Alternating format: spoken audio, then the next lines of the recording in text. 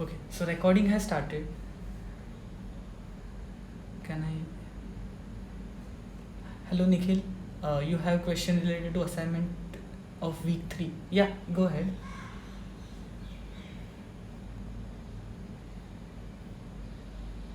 You can ask it, it's fine.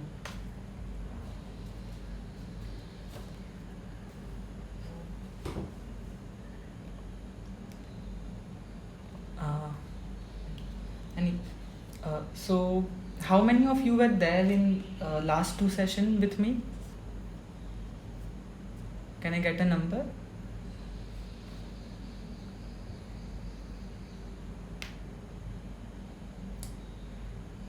Okay, so no one was there in last 2 sessions. Okay, so Dhruv, you are joining for first time. Okay, so there are 2 live interaction sessions. One is run by me, which is on Tuesday, and second is run by Rajdeep, which is on Saturday. Timing is 6 to 8 p.m. for both of us. Okay, so you can choose to sit in either of us or both of us, like depending upon your timing. And this lectures are recorded also, so it will be uploaded on YouTube, so you can access it later also. So your question is, the following 2 reaction occurs in the production of synthesis gas from natural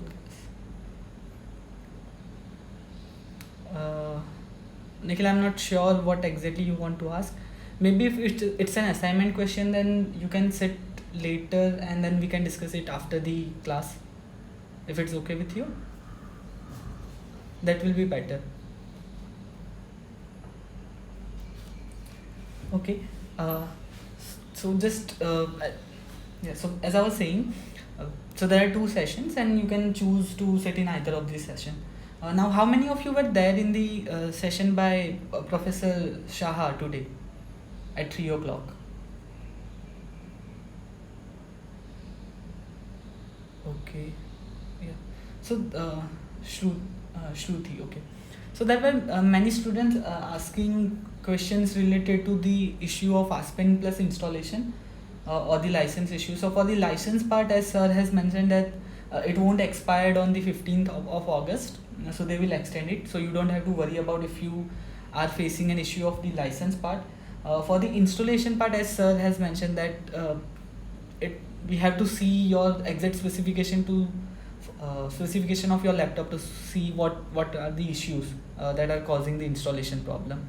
So what I can do today is, like, if any of you have an issue, we can sit together after the class and then discuss it out. Okay, so Nikhil has this question that first reaction is reforming and the second one is water gas shift reaction. Yeah. Model this reaction as equilibrium using this. Consider natural gas as poor methane. The reactor is OP. How to simulate in this question? Anyway, Nikhil, we are going to discuss the reactor model parts today. So after that, it will be useful for you to find out how to simulate this problem. So if by end of the lecture you still have doubts, then we can discuss it out. Okay. Yeah. So as I was saying, if you guys having some installation issue, after the class we can sit and then try to figure it out. I have asked NPTEL team also to see if it's possible or not.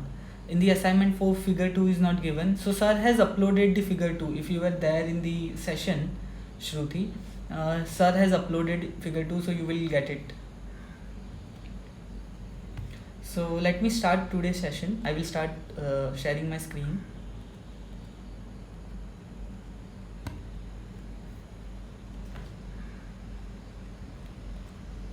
Yeah. Okay, so I guess screen is visible and recording is also ongoing.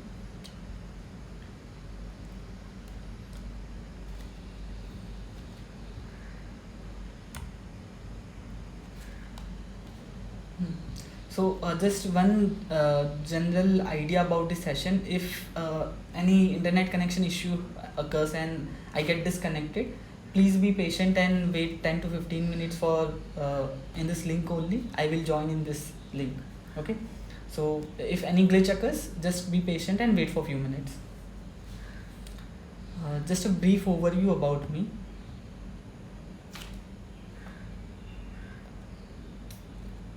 So I'm Bhavesh Moorjani, and so I'm PhD student at IIT Bombay. I'm a PMRF fellow, and regarding my experience related to Aspen Plus, so I have learned the Aspen Plus in my UG curriculum, and after that I am teaching Aspen Plus here. So I have a basic experience of Aspen Plus, and then I'm uh, broadening my horizon with this course also, and then helping you guys to learn Aspen Plus better. These are some information. If you want to get connected to me, you can contact me on LinkedIn or email ID, on my email also. Okay.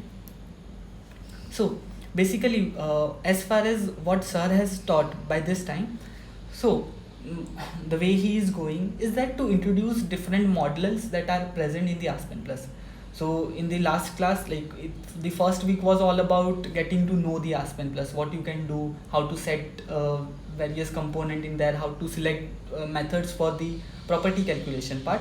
So that was in the first 2 week class, and then first week class, and then second week we had discussed the mixers, splitters, separators, exchangers, and the columns. And the third week, this is about reactors, pressure changes. And after this session, after this classes, what will happen is we will study different case scenarios. We will have different case studies, how to simulate that case study in the Aspen Plus, how to compute various properties, how to do optimization, troubleshooting of the various process plant units that we will learn. So that will be a case study based part. So till now, what we are doing is learning various modules individually, and then after that, in a case study, we will combine all this module together. So in today's class, what I will try to do, I will try to cover the reactors and pressure changes, and if we have time, then we can deal with the column parts. This mixer, splitter, separator, exchanger part we have already discussed. We have already discussed how to compute various property in Aspen Plus, and that will be followed in subsequent lectures also. So if we talk about the reactors, so some of the slides that I am using, some of the information is from the sir's lectures only, so you can refer to that also, and this might be useful for you if you are making notes or something. Okay, few examples are from the sir's class, and few I have created on my own, so we will discuss both of them and try to learn it. So in the Aspen Plus, we have this basically 7 types of reactors. If you will see in your Aspen library,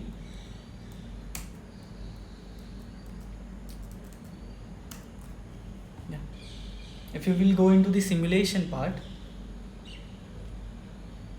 in simulation, under reactor section, as you can see, we have 1, 2, 3, 4, 5, 6, 7 and 8 different types of reactor. We can categorize this reactor into subcategories. So what are the subcategories actually? So this subcategory includes, first 2 are the balance or psychometric based. So if you know the outlet condition of the reactor, like what will be the composition of your product, what is the composition of reactant and the product, then in that case you can use R stoic or R yield model. Now when these models are useful, let's say we don't have the kinetic information, we don't have the rate data for a given reaction, and we just only have some experimental data where we know various composition. In such cases, this balanced or stoichiometric based reactor will be useful. If you know, if you still don't have that data, then we can do some equilibrium based calculation. This equilibrium based calculation are done. So R equilibrium does the mass energy balance of your reactant and product based on the given rate expression provided, and then you have R Gibbs, which does the Gibbs energy calculations and finds the lowest possible free energy value for your product, and based on that it will compute how much conversion will happen in a given reaction.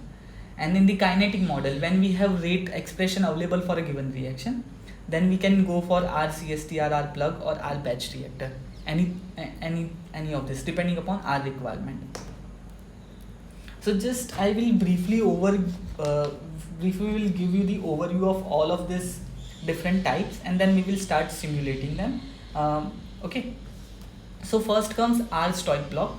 So it is based on the stoichiometric. So models with a specific extent of reaction. If we know how much conversion is going to happen, and we don't have any kinetic data, but stoichiometry is known, then we can do that. We can use this. It is also useful to for a product selectivity and heat of reaction calculation. So it's kind of a sensitivity analysis tool, you can say. Then R yield. Do you know what is yield? Can anybody answer me? What is yield?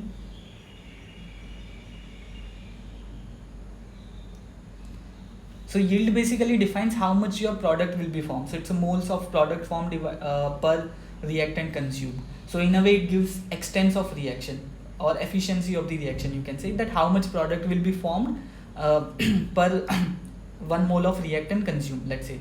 So if we know that, if we know the composition, again the composition part comes, that if we know the yield of our reaction, then we can use our yield block. So it again does not require any kinetic or sizing information. Okay, so we need to choose yield. Either it could be mole basis or mass basis. Mole fractions of components leaving out of the reactor, or mass fraction of the components leaving out of the reactor. So as I was saying that R yield and I stock, they will satisfy total mass balance, and not the individual. So difference between R stoic and R yield is that R yield will try to satisfy total mass balance and not the individual component balance.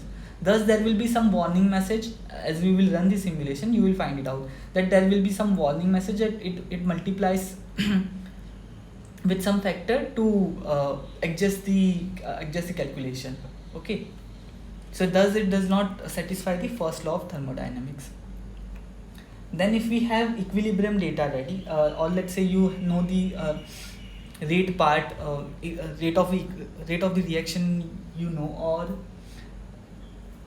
you have the reaction data available itself, then you can opt for R equilibrium or R Gibbs. In that case, what will happen? This both block will do equilibrium calculation and compute the conversion that is happening in the reaction. So R equilibrium is useful for modeling reversible reaction, assuming that chemical and phase equilibriums are nearly achieved. So it will compute the maximum thermodynamic possible conversion, right? And that is this approach temperature needed that we will discuss. It will compute the equilibrium constant directly from Griff's free energy of reaction at a given temperature, and the calculated output using equilibrium coefficient, so such is that so it will satisfy all this mass balance, energy balance, and a flash criteria.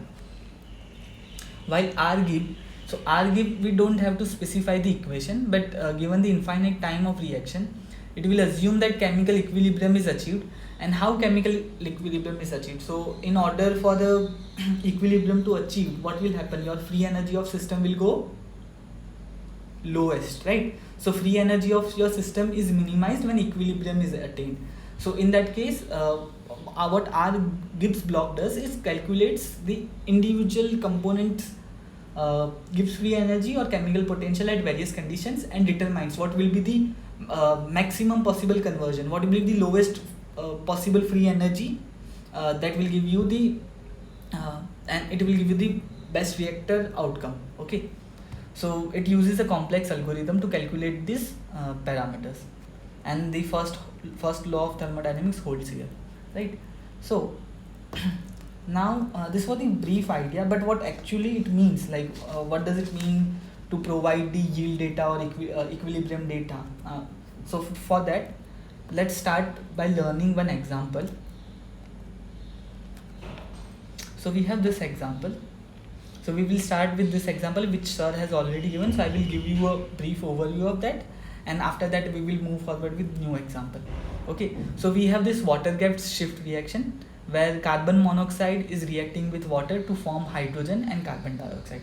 The inlet parameter of your feeds are given. Okay, and we will first look at this reaction with R stoic and R yield parameter. So go to the Aspen plus. First we will provide the component. So we have carbon monoxide, hydrogen, carbon dioxide and water. Add the component.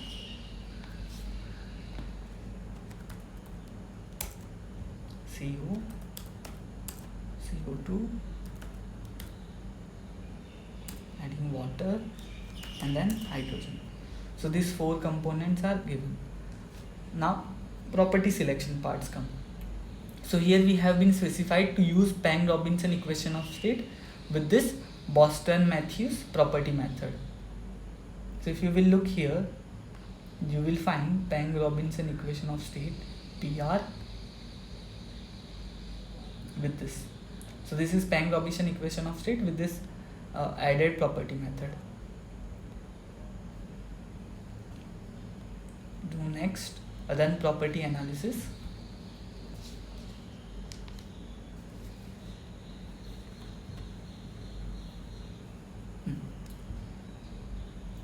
So property analysis complete, and we haven't got any warning. So assuming that properties are calculated accordingly. Now first we will see the R stoic, this model. So it needs a stoichiometry. First, provide the inlet and outlet of an component. This is our feed. I will write it as product of R stoic so that we can compare the results. Okay. Press next. Now we need to specify the input parameter. So what are the input data given? That water and carbon monoxides are coming at a flow rate of 500 kmol per hour and 100 kmol per hour, and the temperature pressure condition are 360 degrees centigrade and 1 bar. So temperature I will add as 360 degrees centigrade, pressure as 1 bar. Now flow rate, water flow rate is 500 kmol per hour, CO flow rate is 100 kmol per hour, correct? Then do next. It will ask for the data of R stoic setup. So we can provide temperature, duty or vapor fraction. Okay. So here we know the temperature pressure condition, that the pressure is 1 bar and temperature is 360 degrees centigrade. So provide 360 degrees centigrade as a temperature value, 1 bar as a pressure value. Now since this is a high temperature, so your feed is in the vapor form, but so you can change the this phases also, but right now we are keeping it as a vapor liquid phase. Do next. Now here it will ask for this reaction input. So for in order to do a mass balance in this reactor, we first have to provide the reaction, how that will be used, how that information will be useful. So if you provide a reaction equation, so what that will give, that for per mole of water or CO consumed, how much hydrogen and CO2 is produced. That information is needed for a mass balance calculation, right? So we will add a new reaction. So you can add new reaction from here also, or in the reaction part you can click new and it will add one reaction. Now when we are adding the reaction, it is asking us the different types of it's giving what are the type of the reaction currently we have. Okay, so here you can find multiple reactions. Right now I am selecting a power law model. So sorry, this reaction addition part will come later. Right now just I am doing this setup from here only. So here because rate calculation is not needed right now, so that we will add it later. So here we will add this stoichiometric equation, that 1 carbon monoxide is reacting with water to form CO2. What happened? CO2 component cannot be both. Oh, sorry. CO2 and hydrogen. Now we need to provide this coefficient. So these are the stoichiometric coefficient. So we know our reaction, that 1 mole of CO is reacting with 1 mole of H2O. I am adding 1 and it is taking is minus. Since it's a reactant, it will get consumed. Thus coefficients are negative. On the opposite side we will get 1 CO2 and 1 hydrogen. Now here you can provide it. So we need one output parameter, based on that the mass balance calculation will work. So either you can provide the molar extent or you can provide the fractional conversion of any component. So right now what information we have that 90%, 92% of CO2 is converted. So we have this information. So let's say I write 0.92 fractional conversion of CO. Press next. All this information are complete. We have fractional conversion of CO and the stoichiometry is given, that CO and water mixing and forming CO2 plus hydrogen. So that's next, and since all the inputs are complete, we can run the simulation.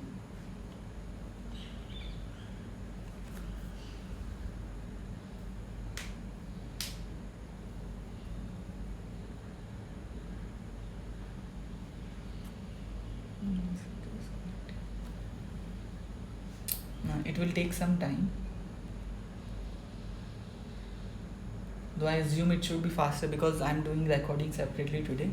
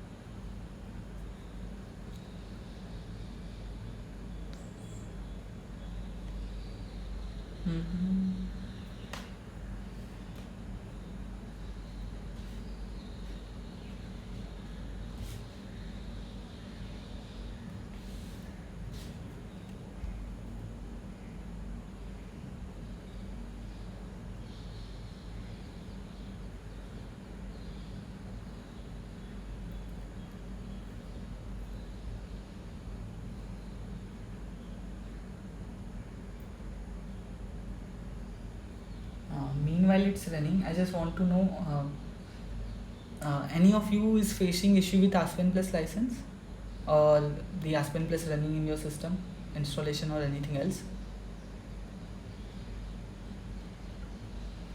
Yes, sir.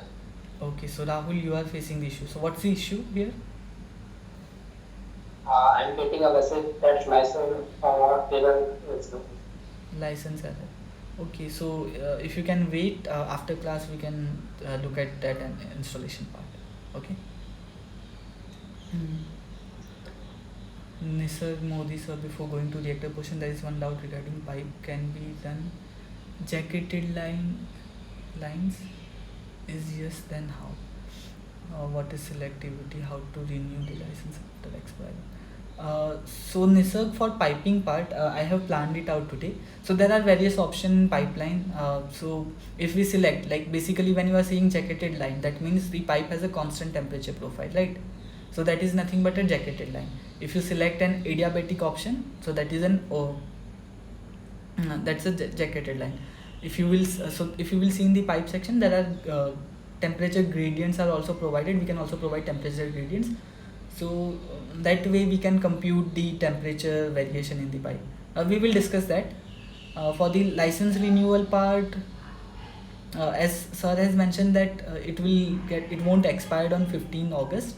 So they will take this out from their end. So you don't have to worry about it. Okay. But this license is valid for this course only. After that it won't be useful to you.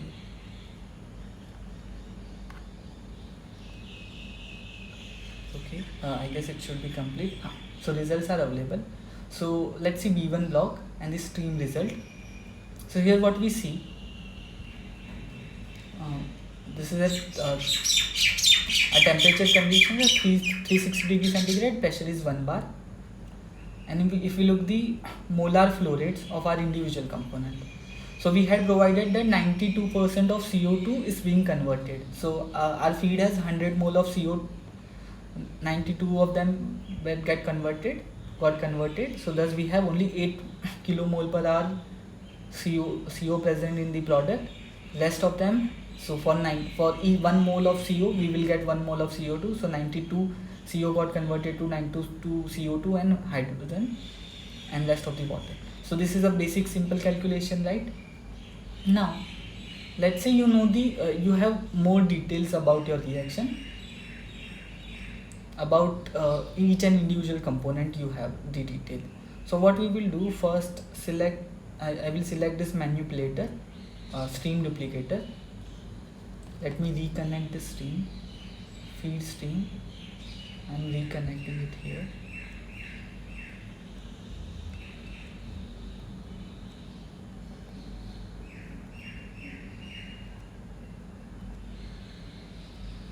Okay.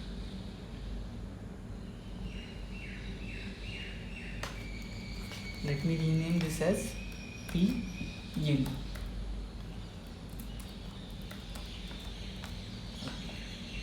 So we have selected P yield column. Press next. It will ask for the information. Block not complete. B2. Oh, it has not connected. Reconnect the destination. Press next. So it will ask for the input parameter of B2, our yield reactor. We know the temperature, that is 360 degrees centigrade and 1 bar. For the yield part, we can write component yield, component mapping, user subroutine. So right now we know the component yields. So what we will do, we have the data result ready for stoichiometric reactor, right? So we know the composition. So we will use this composition to provide the data here. So first I am writing CO.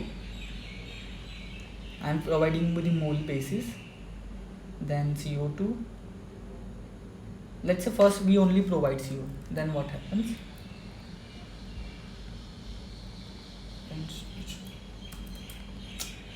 Okay, it's not getting deleted.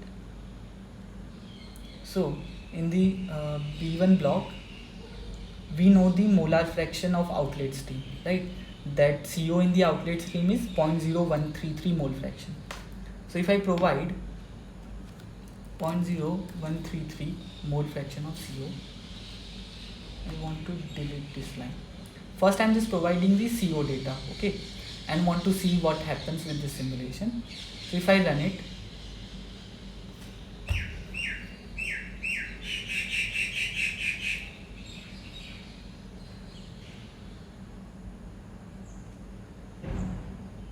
it's still processing.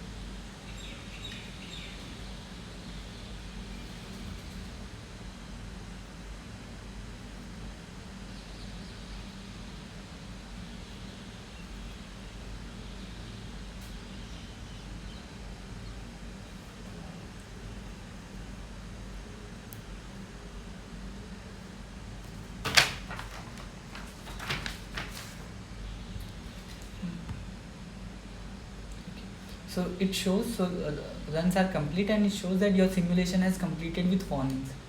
So let's see what are these warnings are. So the following unit operation blocks were completed with warning. B2 block. B2 block is nothing but our yield block. So it says specified yields have been normalized by factor of 3.72538. So as we were saying that our yield block, what it does try to maintain the overall mass balance and not the component mass balance. Thus your values will be normalized by some factor, so you will get this kind of an error. But it's okay, since it will give, we know this is going to give an error. Now go to the complete result summary. and streams. Here we want to compare P stoic and P yield. If you will go into the mole flow, so if you will see here, there is some error, right? Please, what happened?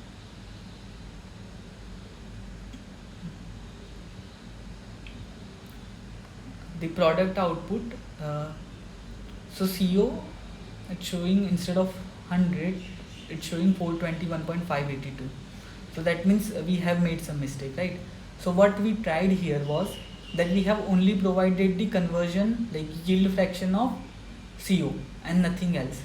So we tried to do an overall mass balance based on that, which is in a way wrong. So what we will do, we will specify the individual component data also. So let me select other part also, CO2, H2O, hydrogen. From here, take out the mole fraction data. Mole fraction of CO is 0.013, CO2 will be 0.153, 0.153. Hydrogen is 0.68 and hydrogen is 0.153 and H2O is 0.68. So I will go again. H2 is 0.68, hydrogen is again 0.153, right? So this data, like complete mole fraction data we had, and now we are providing it to our yield unit. Okay, so let's see what happens now. We have provided this details, the specification are present. Now I am rerunning the simulation. So again it has completed with that same warning. So it has multiplied with some other factor. Now but if you will see the stream result, now you can see that our yield, it has still given some, this conversion, why it's not complete, 0.68, 68.7.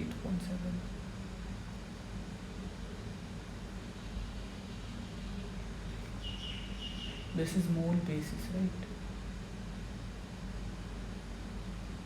We are providing component yields. Specification is temperature and pressure. This is vapor liquid. Let me reset it and run it again.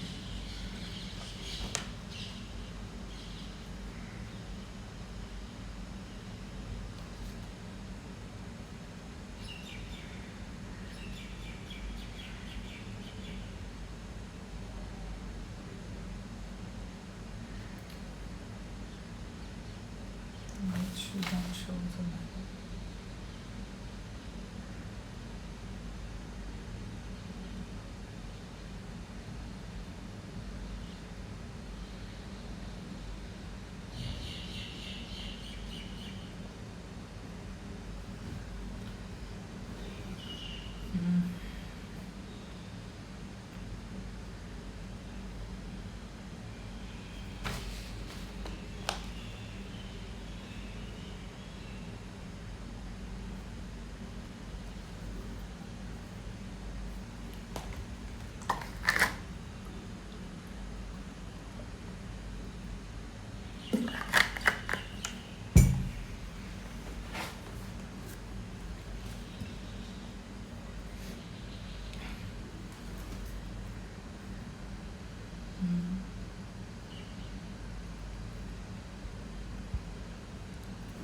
Basically it should not have shown that either, like the difference was too much. I'm trying to figure out what happened there. Let me just quickly see one more examples.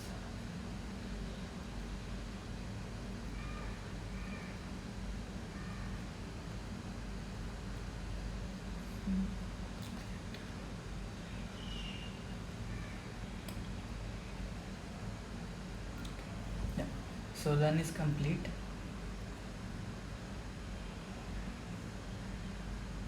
Let me see stream result. Just give me a minute.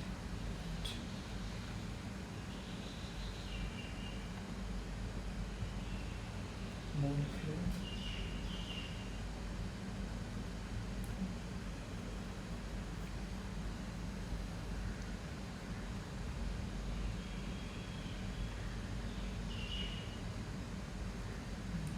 It will take time. Okay. So overall mole flow is 574, which is less. This much error should not come here. And the conversion of CO is also less. So probably I have made some mistake. I just want to confirm that. In the setup logs we have provided temperature, pressure. P1 was also vapor, liquid and the reaction part. In the setup, if I have yield.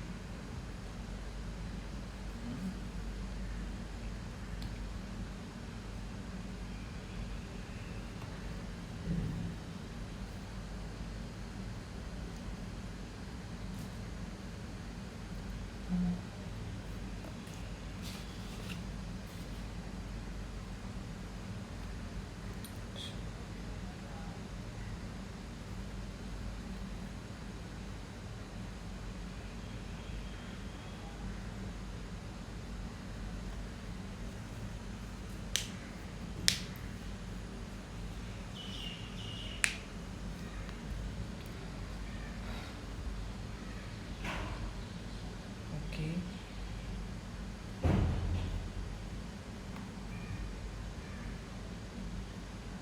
Meanwhile, let me start and discuss other part also. So that is one issue. I might have made some mistakes, so I'm just figuring out. So basically, R stoic and R yield, they are used when you know the conversion or the composition of outlet stream. But if you want to do calculation based on equilibrium, then you can use R equilibrium or R Gibbs. So let's say we use R equilibrium. So select the R equilibrium model, go to the model part, material part, add it. In R equilibrium, we get two types of outlet, vapor outlet and liquid outlet. It assumes like if your feed it's in vapor liquid equilibrium, in that case we can get a separate result. Okay.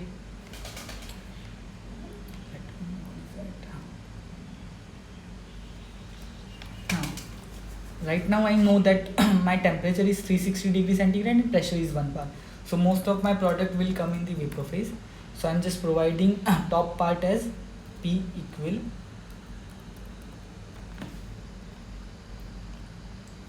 If you will go to next, it will ask for R equilibrium input parameter. So temperature is 360 degrees centigrade, pressure is 1 bar. We have vapor liquid equilibrium. And now we have to add the reaction part. So for the reaction part, select the component CO, water, creating CO2 and hydrogen. Add the fractions, coefficients, stoichiometric coefficients of 1 and 1. Okay. Now it is asking for a temperature approach. So what it does when it asks for the temperature approach is that it will perform an equilibrium calculation within that the reactor temperature plus or minus delta T of this temperature approach. So if you don't provide it, by default it will consider it as 0. So number of degree above the system temperature at which the chemical equilibrium for this reaction is computed. Okay, so by default it will take it as 0. If you know the temperature approach, you can specify. So in our problem it has specified as 253 degrees centigrade to use as a temperature approach. So we will provide it as 253. Do next, and then you can run the simulation.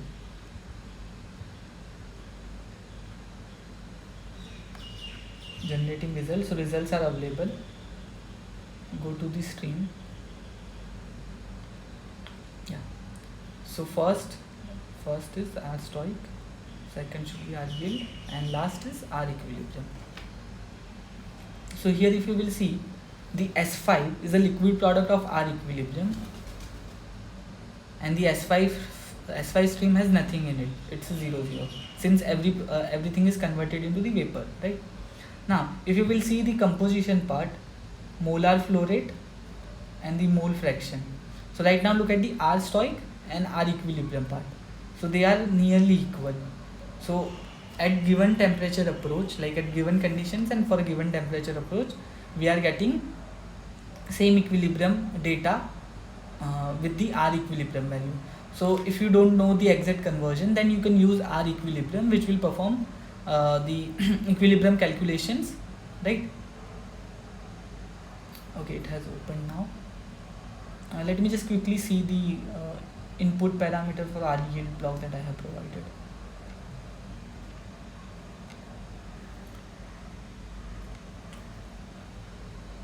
Point 013, 0.5153.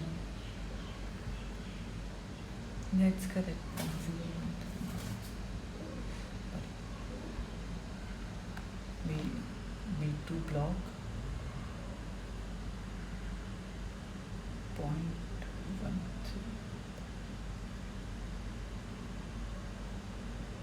Point 013. Okay, that's the where I have made mistake.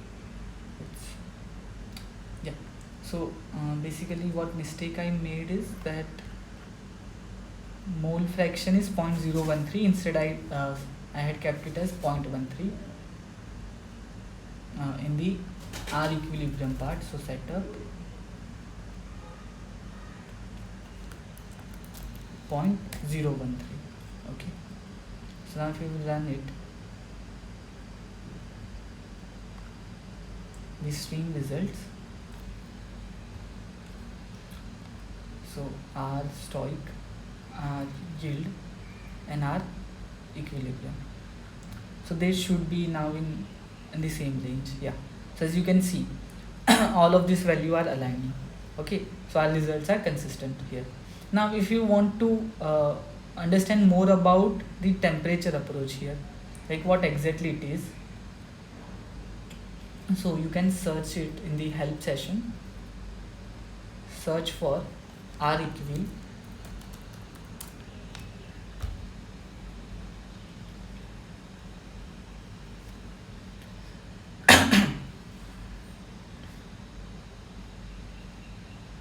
let me close this. So in R equal, go to the specification part, or we want to find what is this temperature approach here. So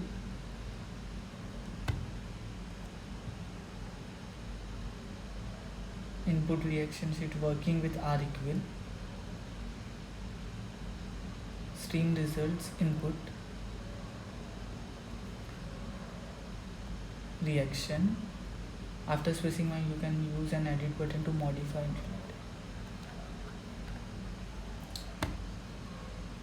So you should find something here working with specification. Yeah, here temperature approach to equilibrium in the reaction part. If you want to specify new reaction, edit psychometry. After specifying one more, you can use edit.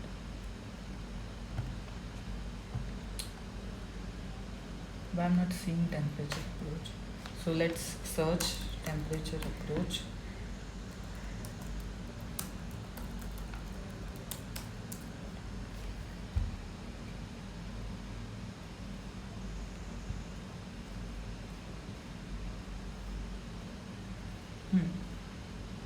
Reaction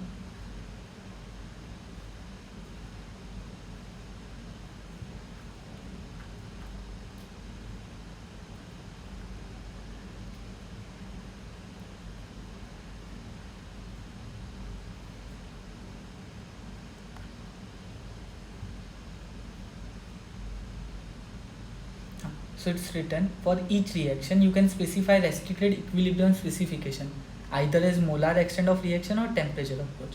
If you do not provide this specification, R equilibrium will assume the reaction to reach chemical equilibrium. If you specify temperature approach for a reaction, you can also provide an estimate for molar extent to improve the conversion. But still, what exactly it does, I'm not sure of it. So there was one example, yeah, here specifying R equal. So he says, like, if you specify temperature approach, that is delta T, R equilibrium will evaluate the chemical equilibrium constant at T plus delta T, where T is the reactor temperature.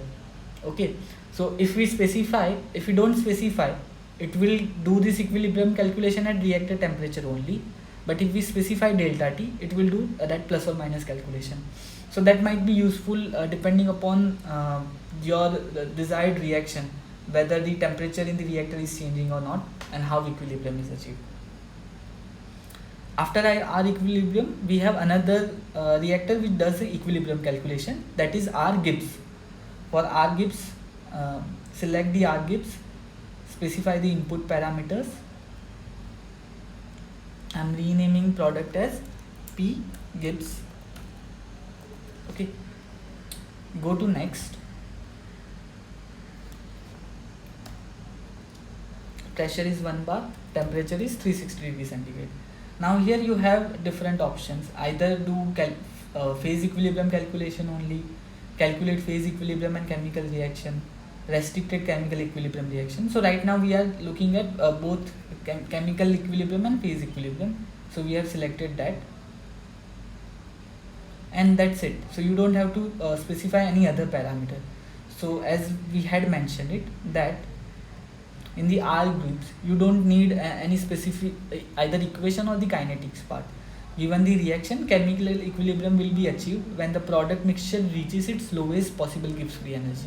So for various combination of product, it will evaluate the Gibbs free energy, and the one with the lowest Gibbs free energy, it will consider it as a R product. So for many of the reaction, when you don't know how exactly the reaction not just reaction kinetics, but the rate expression are itself. So here we know that we know the rate expression itself, but in the many reactions there are sub reaction or intermediate reactions are happening where we don't know the exact rate expression.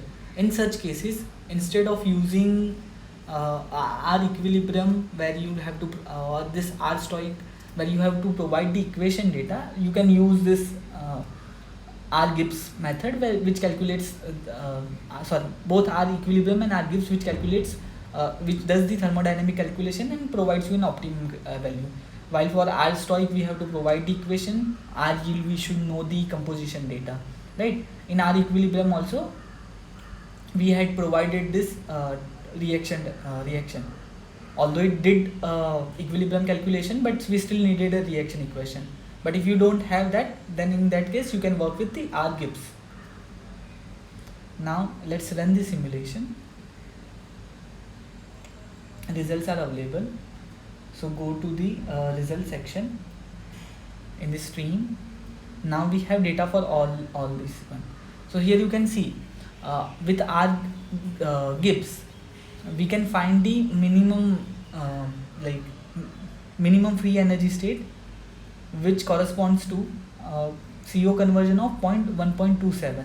So that means instead of 92% conversion, around 98.8 conversion of CO has happened, right? So that is your minimum free energy level that it would have achieved. Here you can find the corresponding composition of CO2, H2 and hydrogen. So these are the basic reactor. Now in this reactor itself you can do some sensitivity analysis also. So if you will see in the model analysis tool, there are this sensitivity analysis tool. So there you can add various properties, either temperature of the reactor, and see how the temperature of reactor changes the your product output. So let's say for this R Gibbs, I want to see with temperature how my product composition will change. So for that, go to the sensitivity analysis. Now there is no property added for the sensitivity analysis. So press new. S1 entry will be created. It will take you to that. Now we have to add a variable. So let's add a new variable number 1. Okay. Now select a type. So there are various options available. Now we want to select a block variable, As I said that with temperature, what will be the changes in the composition? So I am selecting block variable, specify the block, which block we want to use. What happened?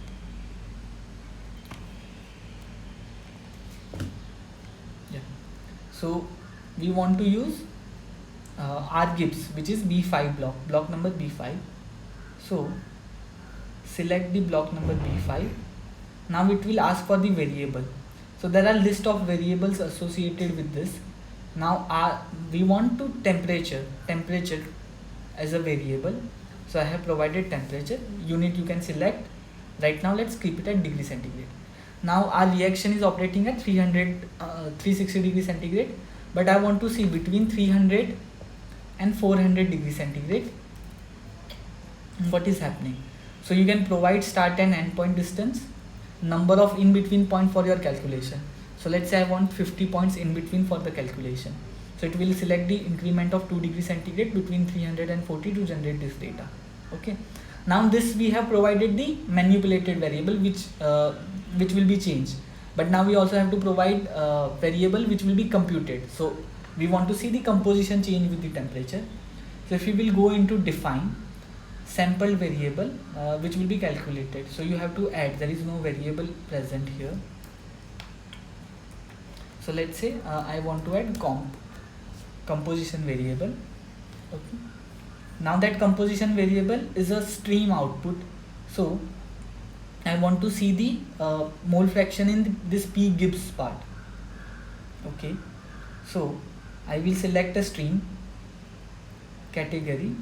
Now I want to know the composition. So or rather let's say mole flow. I want to see the mole flow of stream P Gibbs. Okay. I want to see this CO, how CO is changing. So what will be the flow rate of CO in the P Gibbs, right? Go to tabulate part. Here you have to select, let's say you have defined multiple variables. So out of which variable you want to select. So you can just directly use field variable. So it will add all the variables that you have here, right? Once you have added it, run it. Results are available. Now in the sensitivity part itself, you can see the result. Okay. And this is the change in the result. So you can plot it out. Here status is okay. That means that all the calculations are done without any warning. If you will have any warning present, then the status won't be okay. So now we have with temperature, what is the output flow rate of carbon monoxide. You can plot it also in the top part. You can see the result. You can just directly select the result curve. So our variable is B5 and so x-axis is temperature and y-axis we want to see the flow rate. So this is how you can see with the temperature CO in the outlet stream, so it's increasing. So you might get some optimum conversion at lower temperature rather than the higher temperature. So this is how we can perform sensitivity analysis in this reaction column also. So basically this columns, this all four columns, when they will be useful. So R equilibrium and R Gibbs, they are useful when we don't have much information about the reaction kinetics or rate expression. In that case we can use it, so it will do a thermodynamic equilibrium calculation and provide us in value. If you know the exact composition and you don't want to provide the reactor data itself, like much of the reactor specification we don't want to deal with, then in that case we can work with R stoic or R yield model, right? Now when we have the kinetic data, when we have the rate equation available and we want to see how that will affect our reactant, how will that will affect our product yield or reaction kinetics in general. So for that we have these three blocks which are CSTR, plug flow and batch. I assume all of you know what are these three blocks, right? You must have studied in your reaction engineering courses regarding the CSTR, PFR and batch reactor, right? You know the basic difference. Rahul Makwana has, Rahul, do you have any question? Deepak Kumar. Guys, for the assignment problem, let's discuss it at the end. And I cannot completely discuss with you the assignment problems since it's your homework and you will be graded on that. So what I can do is I can put a similar question on that part and then help you do that similar question, so that it will be helpful for you to do it. Okay. So we will do that. I have prepared some questions similar to the your assignment part. Okay. So coming to my question, that all of you must have studied the CSTR, PFR and batch flow reactor in your UG curriculum, right? Yes or no? At least you can say yes. Yeah. Okay. Yeah, you have studied it. Okay. So you know the difference between when we will use batch reactor, when we will use plug flow, like plug flow or CSTR reactor, right? So I don't want to go into the details because that will consume our time. So instead, let's just see the this example. Again, this is the example from the Search method, that we have reaction of ethanol and acetic acid, reaction of ethanol and acetic acid forming water and aldehyde. Okay, so in this calculation, forming water and acetate. So in this equation, like we know the rate kinetics. So it says it follows the power law model. So what is power law model? Your rate of reaction will be proportional to the stoichiometric coefficient of your uh, uh, coefficient of your reaction, right? So R will be K into acetaldehyde concentration is to 1 into alcohol concentration is to 1. Okay, and then you have the activation energy and the forward and backward reaction data available. So we will model all these three, CSTR, plug flow and batch reactor with this, and then try to see how it varies in all three cases. So I'm starting a new simulation.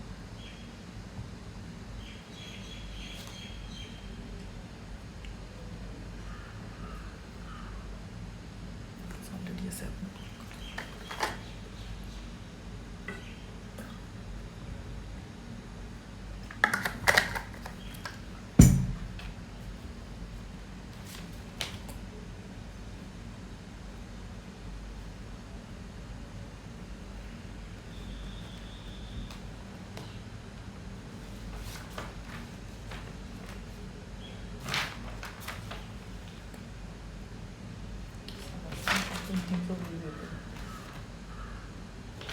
Let's see. Just wait for a few minutes because Aspen takes time.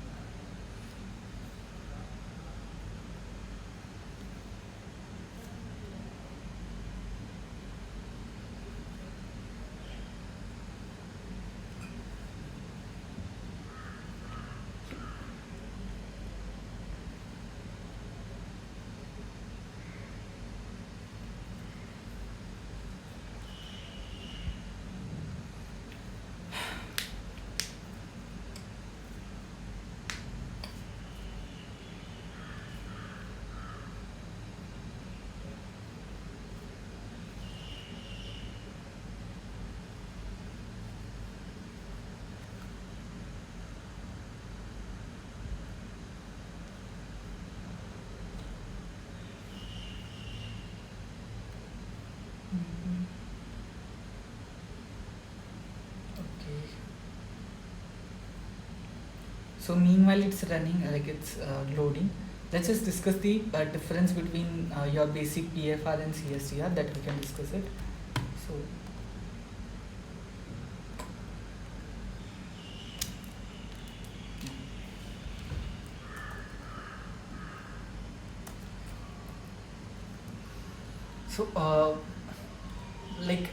you know that batch reactor, so there are batch react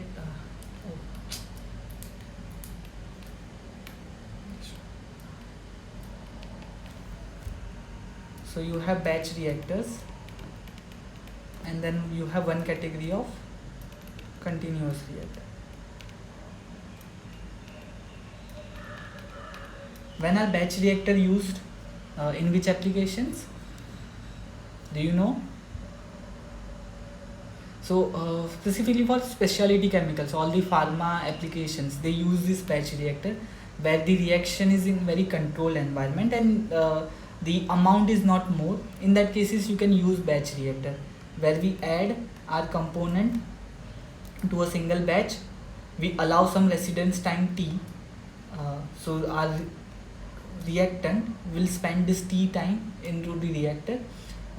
Depending upon your temperature pressure requirement, either reactor will be jacketed, it might have some pressure maintained in it, and then after that T time we take out the batch and we will get the product. So that's a batch reaction. It's not a continuous flow, so we add a reactant, we provide a specific residence time and we get the product. While the continuous reactor, it includes two. One is obviously PFR and another is CSTR. So these are the basic example of PFR and CSTR you have heard. And so these are the two ideal extremes of the reactors in the continuous flow model. So what does CSTR assume? CSTR assumes a uniform concentration. If you will recall, uniform concentration inside the reactor. So any point inside the reactor will have a uniform concentration. Feed is coming continuously and it will get converted to the product. While the plug flow reactor, as it says, the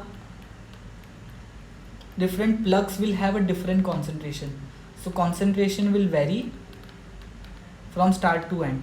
Okay, so from L equal to 0 to whatever length of your reactor is, you will get a concentration profile. This is the basic difference between plug flow and mixed flow reactor or CSTR, and any ideal reactor that will fall in between these two reactors depending upon the how much non-ideality it possesses, right? So that here in PFR we assume there is no back mixing happening between two plugs, while CSTR it's uniformly mixed throughout. So and you know the models, like the derivation of your PFR and CSTR model. So based on the kinetics data, we can calculate how much volume of the reactor will be required, or what will be the product outcome from this reaction. Okay, so this is the basic difference. Now for a given CSTR and PFR with the same volume, which for the same reaction, which will achieve more conversion, PFR or CSTR? If you have both PFR and CSTR with the same volume and same reaction, so which will achieve more conversion? PFR. PFR, right? Since it assumes this plug flow, it gets that advantage of this concentration gradient where with the because of that maximum conversion is achieved. While in CSTR, because of the back mixing, like uniform mixing, that conversion will be slightly limited, and you have that all calculations to relate the PFR and CSTR conversion. So we will see that here also. Yeah, it has started. So let me add our component. So first we have ethanol and acetic acid. So you can type ethanol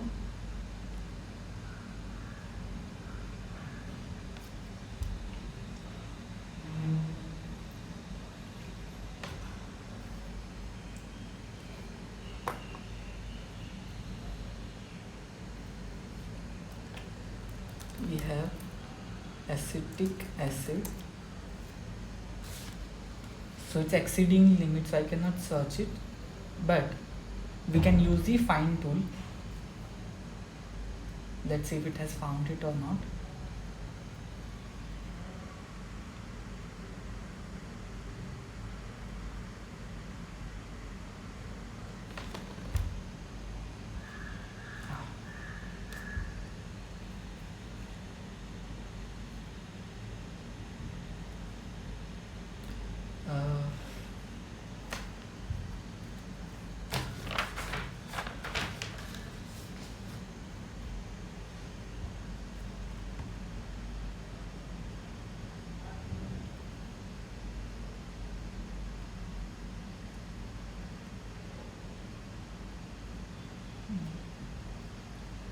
let me do one thing. Instead of using this, take, I have already done this example, so we can directly discuss that.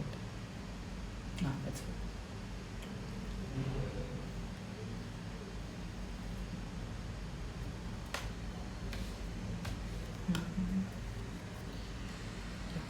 So here it has not found it. So what you can do, you can use this find tool.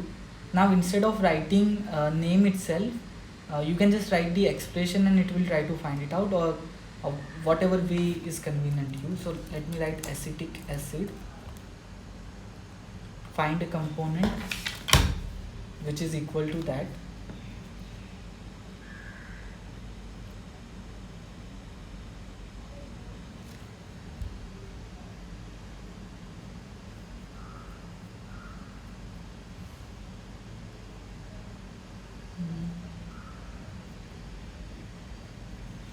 Let me ensure recording is ongoing.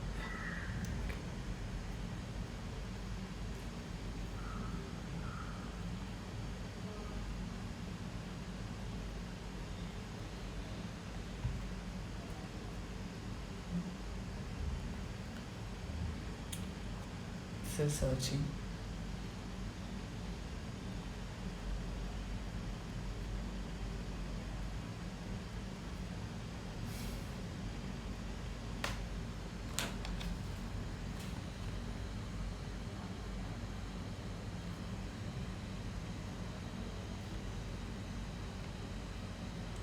Let me do again.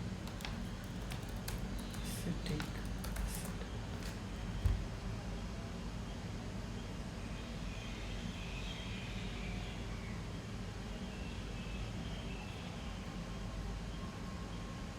Spelling is correct.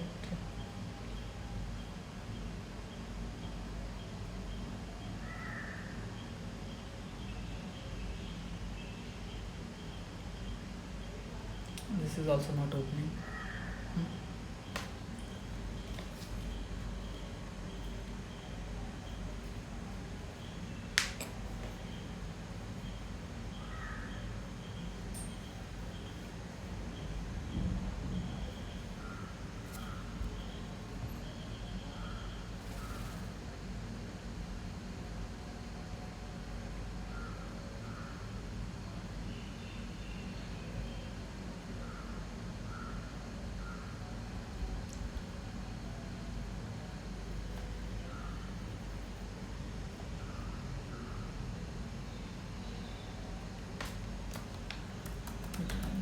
Water, renew.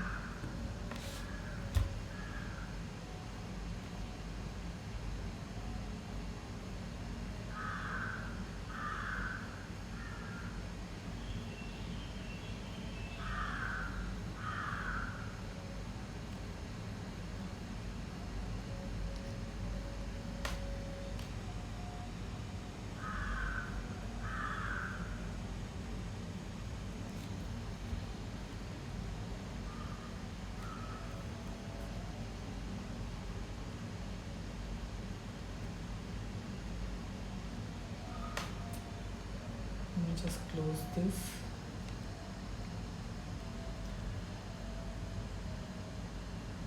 And restart it one more time.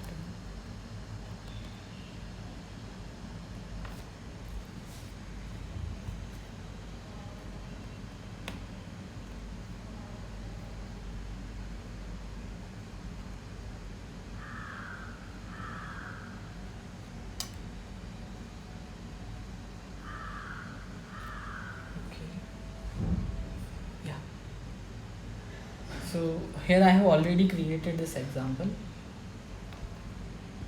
So first let's go to the setup part. So in the components we have ethanol, water, acetic acid and ethyl acetate. So you can just if you cannot write it, you can do a search. You can write the name also, or you can write the equation itself and then it will find it out. Okay. For the property estimation, we have selected NRTL HOC method that has been specified in the problem. Right. Now, coming to the simulation part. So, first let's look at the CSTR itself. So, our feed is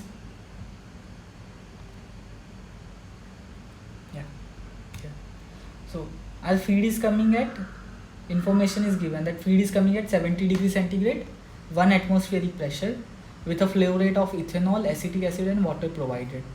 It goes into first CSTR at 70 degrees centigrade and 1 atmosphere, which has a vapor liquid equilibrium, and reactor volume is 0.14137 meter cube.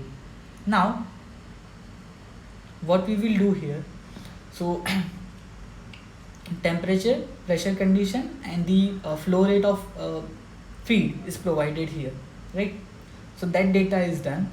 Now after that, this S3 stream is going into the B1 block, right? Now B1 is our CSTR. Now in this CSTR you can do a basic calculation as in the rate conversion calculation, or you can do equipment based model. If you will select the equipment based model, you can see this vessel parameter opens up. In the vessel parameter you can provide various parameters, whether the geometry it's vertical or horizontal, what is the head, is it flat, it is hemisphere, right? Similarly, what are the input parameter you need, whether you provide diameter or the volume or the length, okay? So such information can be provided, so that will become a specific calculation rather than just providing the volume data, rather than just providing the volume of the reactor. I can provide the diameter and the height. So if you want to see what will be the optimum height and diameter for which you will get a better conversion, you can use such parameter. Right now we just want to see the conversion part, like how much product has been formed. So we will select the conceptual model. The valid phases are vapor and liquid. Now what are the other parameters we can provide? Reactor volume, residence time, reactor volume and phase volume. So we know the reactor volume that has been given, and it's given as 0.14137 meter cube. So that has been selected. In the kinetics part, so let's say you have to provide a rate expression here. So if you won't provide it, it will be that, and then you can provide, and in the kinetic part, now you need a reaction. So if you will see here, if you don't have it any, if you will provide new, if you will do new, it will create a reaction, okay? So we have provided it. Let's say I want to see how I have provided it. So click on a new, create a rate R2. Now you can provide what is the reaction type. So based on, so you have different reaction types available. What it will do, like each of this reaction type has different equation implemented in it. Right now we want to select a power law model. So power law model, you know what it does, that it will relate the concentration changes with the stoichiometric power of your concentration of your product, okay? So if you will, once you will do that in the B1 block, if you will see in the reaction, this R2 block has been generated.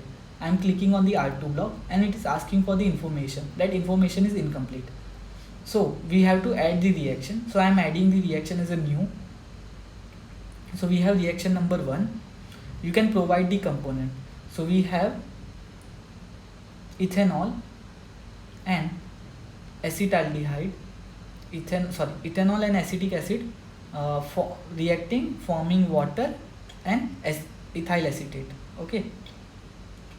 So our product will be water and ethyl acetate. The coefficient, so it's 1 for both. Now it says, so let's say it's an elementary reaction. So for elementary reaction, how we can write the rate? We can write the rate R as a,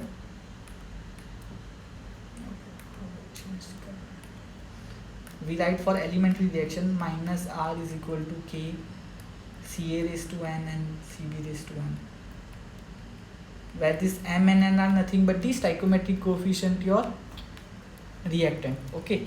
So this is nothing but a power law based rate expression which we are using here. So we have to provide this coefficient, that is like exponent that it is asking for us. So that will be 1 and 1. If your reaction is of second order, then instead of 1 you will get 2. Let's say if you have some reaction which is of second order with your only one component, then you can provide 2. So that information we can include it here. Now, once we have added the reaction, the kinetic parts also needs to be added.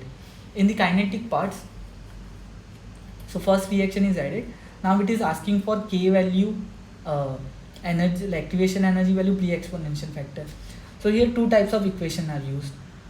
If T0 is specified, so it will use this kinetic factor equation. So then your rate constant K will be calculated, rate constant will be calculated based on the above equation. If you don't provide any T0 value, it will use this normal expression, which is kind of Arrhenius equation type, right? So you know the Arrhenius equation. So K is equal to K0 exponent e to the power minus E by RT. That is your Arrhenius equation. Now we know the value of rate. So we have the forward rate and the reverse rate present. So right now we have provided the forward reaction, and for that rate constant value is 1.9 into 10 to the power 8. So just provide that K will be 1.9. For 10 to the power 8, just write E to the power 8. So it will select as a 10 to the power 8. We have activation, the activation energy value, which is 5.95 10 to the power 7. 5.95 10 to e to the power 7 kilojoule per mole, right? That's kilojoule, sorry, joule per kilomole. It's joule per kilomole. So when you add this to information, this kinetic data is complete. This T0 and N are optional parameters. So N is by default 0, and T0 value, if you provide it, then it will use this above equation. If you don't provide it, it won't use anything.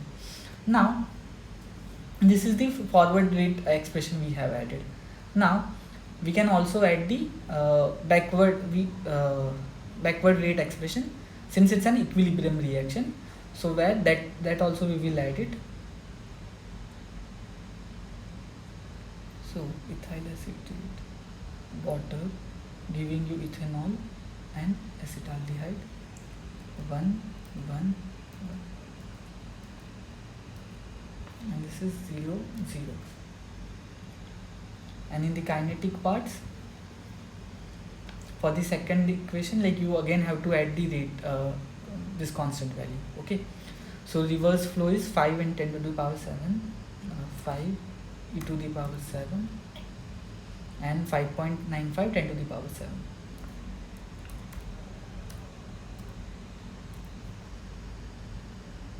Per kilometer. Okay, so this rate data is complete. So this block is complete. Now once you will add that, again we were in the CSTR part. So in the CSTR part, now I want to see the kinetics. So kinetics, right now I'm using the R1 only. So that has been already added. So it has same data as previously, right? Now in the B1 block, kinetic data is there. I have selected the R1 reaction, and if you will run it, see the stream result for the B1 block, you will get this conversion that 200 moles kilomoles per hour ethanol that was coming in the feed, it has converted, and now only we get 75 kilomole per hour flow rate, and rest has been converted to the ethyl acetate and water, right? So that is the basic idea. Now we want to compare this with the PFR. So the reason we had selected this specific volume of 0.14137, if you have seen the lecture of Sir, it is to compare with the PFR volume, right? So for 2 meter length and 0.3 meter diameter of PFR, you will get the same volume. So we want to compare the for same volume whether we will get the higher conversion in the PFR or CSTR. So I will just directly show it to you in the PFR. So this is the reactor with specified temperature. You can use adiabatic reactor also to see the variation in the temperature part for a given reaction. Right now we are using the reactor with specific temperature, and we have provided the reactor temperature at 70 degrees centigrade. In the configuration, you provide the data, length and diameter of your PFR. Okay.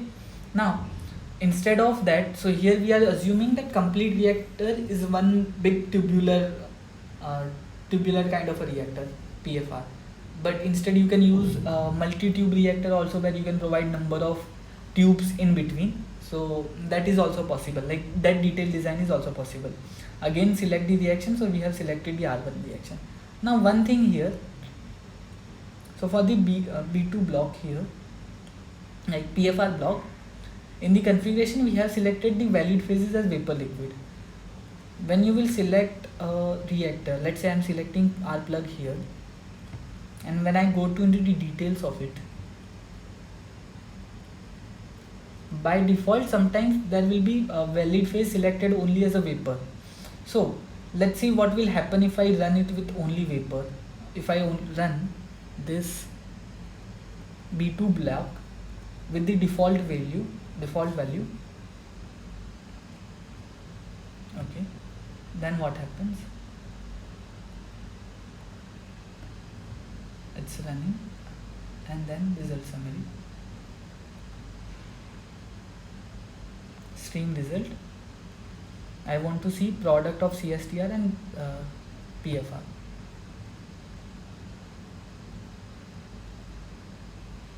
Okay. Now, since the volume was same and the reaction condition are same, for a given same volume, PFR should have a higher conversion, and that is seen here also. If you will see the mole fraction of ethanol, which is our reactant, in PFR is less, as outlet of the PFR is less compared to the CSTR. That shows the higher conversion in the PFR. Okay, so that is a basic comparison of PFR and CSTR. Now one thing which I was showing, that in between when you are specifying the parameter, if you make any mistake, like here, so in the B2 block,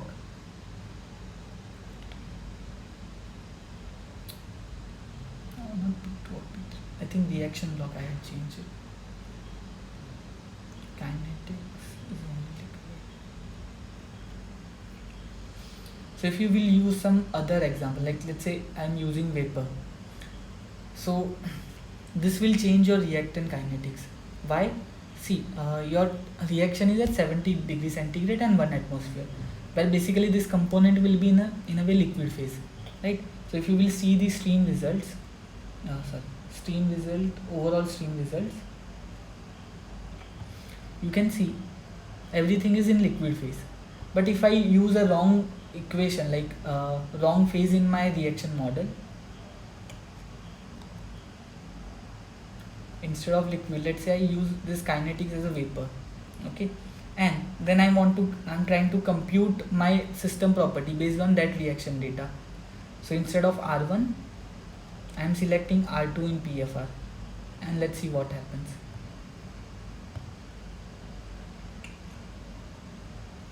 Stream result. See, value has differed. So now in the PFR, ethanol conversion is less compared to CSTR. So you have to be mindful when you are providing this rate data, like what properties you are selecting. You can see here. So in the PFR, ethanol is more, while previously it was less. So be mindful when you are providing such information, that you have to see each valid phases, like what you are selecting in this. Since our feed is completely liquid, we have to select liquid. If you will rerun it, your stream result, it has changed. So this is an important aspect that you have to keep in mind, right? So this is the basic comparison. Now for the CSTR, since this is Aspen Plus is a dynamic model, there are no batch specific, streams available, but rather we can convert it into the batch process. So in the B3 part, you have different parameters available for the batch reactor also. Right now we have selected constant temperature profile. Our reactor is liquid only, and the kinetics you have to select one. Okay, you have to provide the stop criteria. So provide a criteria number. You can add another criteria number also if you have it, right? If you don't want it, delete this column. So we have added one criteria. Location is reactor, like criteria which is related to it. I am providing mole fraction. So we want that from our stream result we know that how much conversion is achieved. So for ethyl acetate, we know that in the product output for both CSTR and PFR, like for CSTR we are getting 0.3 and for PFR we are getting 0.47. So what we can do is we can provide a stop criteria of this much conversion. So how we decide, essentially it's like how we decide the residence time. So residence time is decided based on the conversion, like how much conversion we want to achieve in the batch flow reactor, right? Not batch flow reactor, in the batch reactor. So based on that desired conversion, we decide how much residence time we want to provide it here. So instead we will provide here conversion, like at this much, once this much conversion happens, you stop the reaction. So after that it won't convert any ethanol to ethyl acetate. Okay. So that thing is there. In the operation parameter, you can provide the total cycle time. But since what it will does is that it will stop the reaction at some point. So from initially you had ethyl acetate at 0, then it will start increasing its composition based on the given kinetics, reaction kinetics. Once it reaches the stop criteria, it will stop the reaction. And what it will do, it will convert this, it will do this with time calculation. Like right now we have provided total cycle time as 1 hour, but whether it is needed or not we don't know.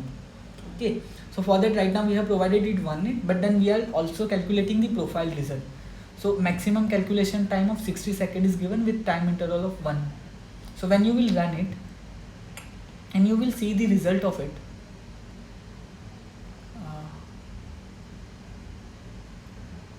conversion, where it went, profiles,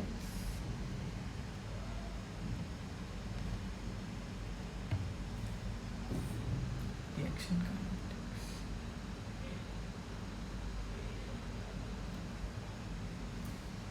Just a minute. Before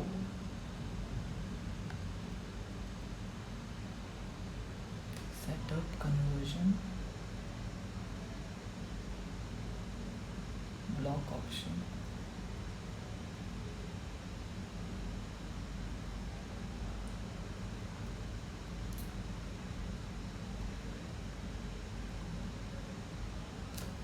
So the profile itself should give a conversion.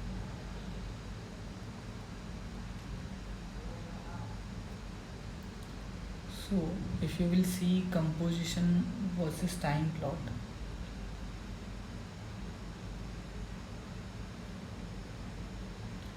you can see what time, like how in how much time this much conversion of 0.31 is achieved.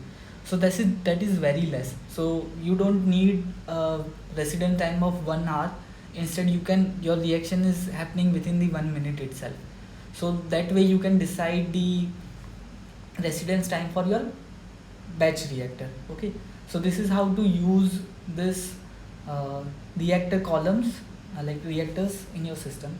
Now we will go forward with one extra example which is kind of related to your assignments question, and then once you will do that you should be able to answer the previous question. So do any of you want to share your screen and solve this problem?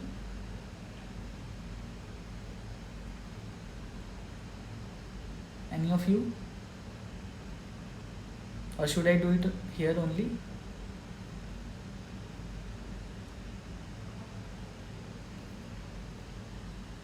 Yes, no?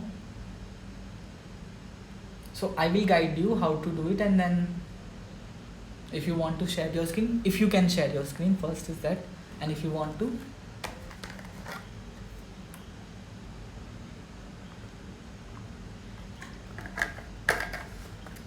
Okay, so I assume you don't want to. Anyway, so first let's discuss the problem statement itself.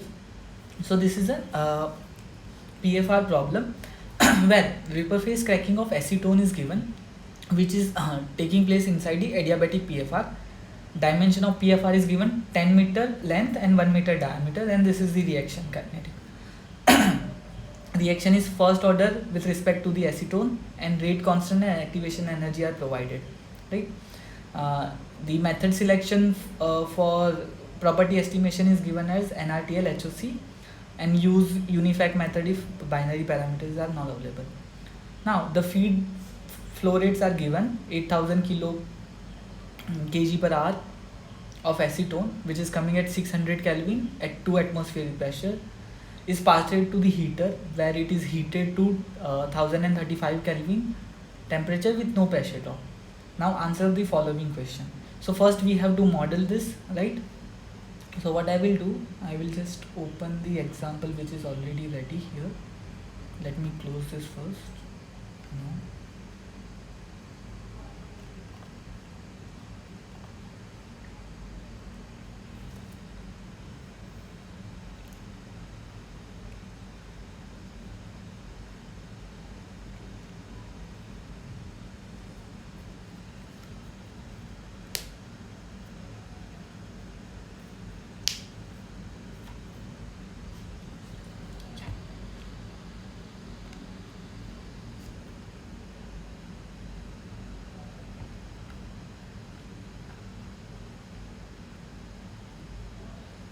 So we have three component.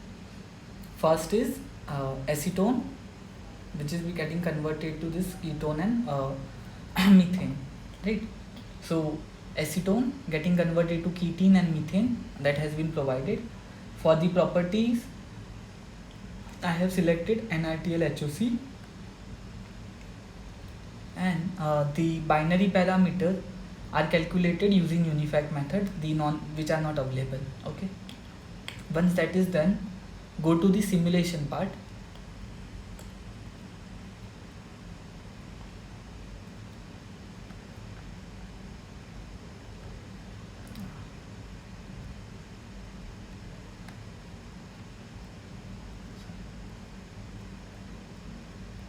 So what has been provided, that your feed, which is acetone, is coming and it is getting heated into our heater, which is then fed to the PFR.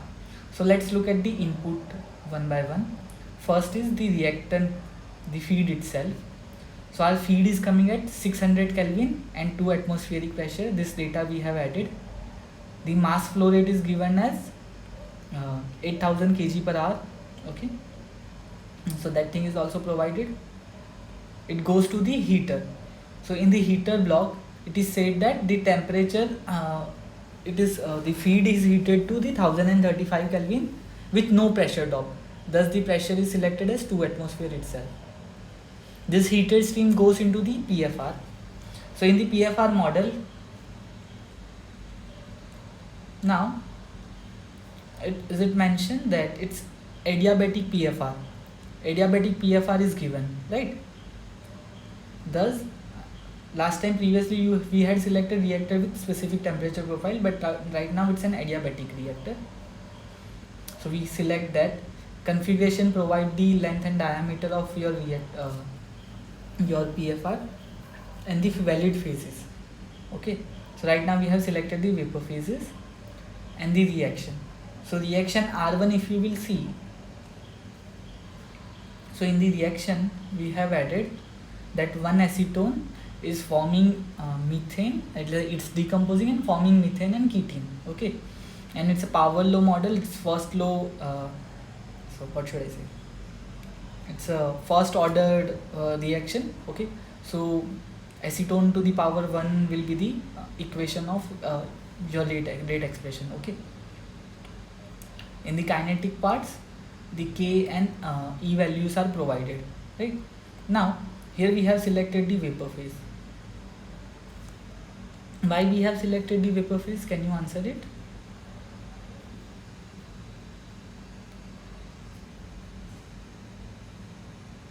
What are the temperature values in our system?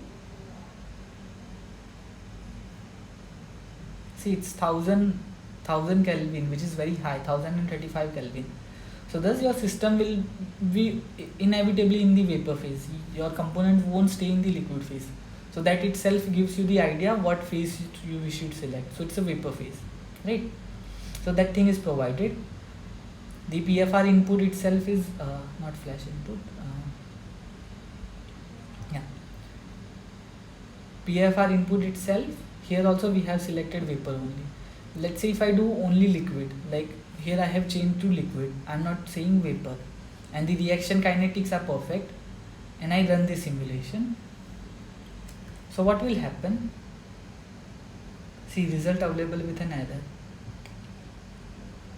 The following unit operation blocks were completed with error. Single phase temperature calculation failed its iteration, right?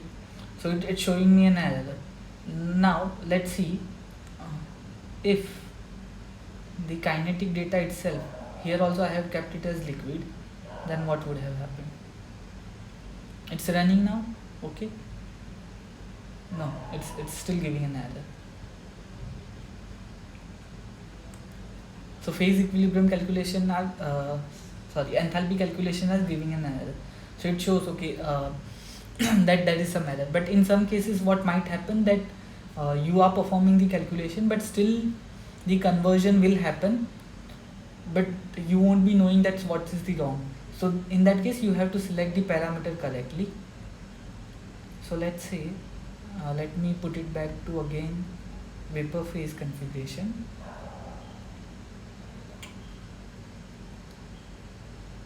And run it. So results are available. Let's see what's the result. Stream result. So product, reactant and product.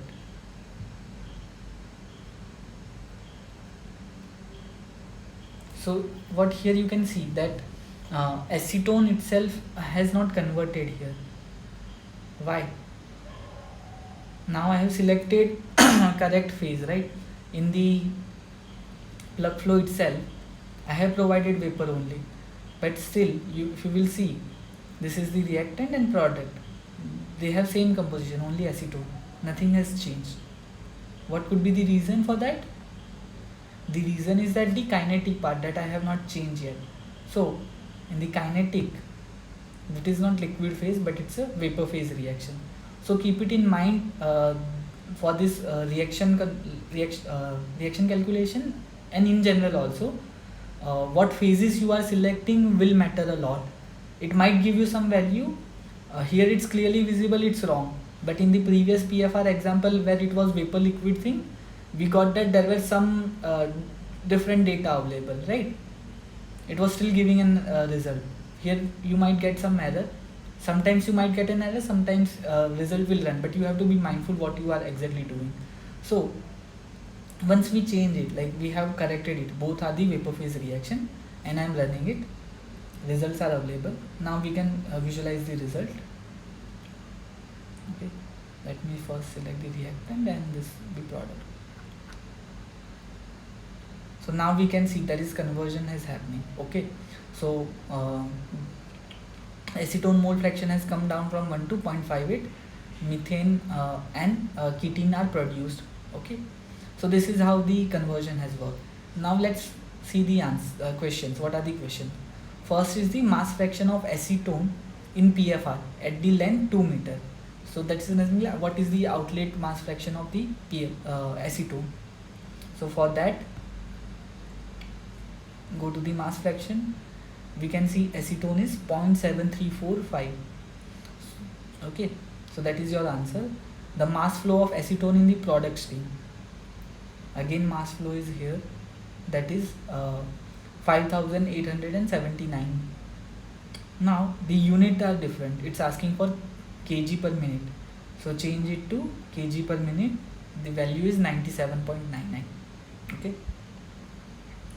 Temperature of the outlet stream. Since it's an adiabatic temperature, there will be a change in the temperature value. So you can see.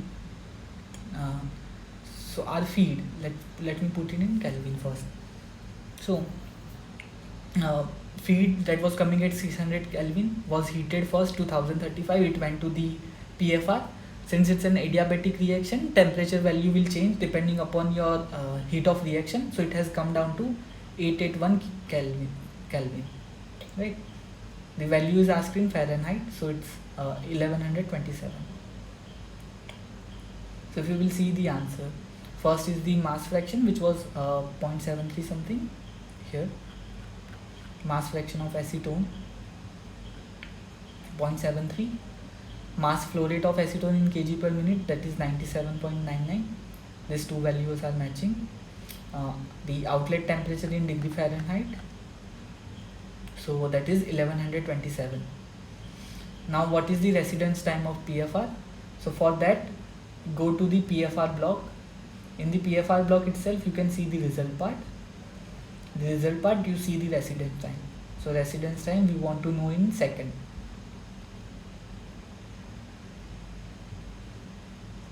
So it's not changing.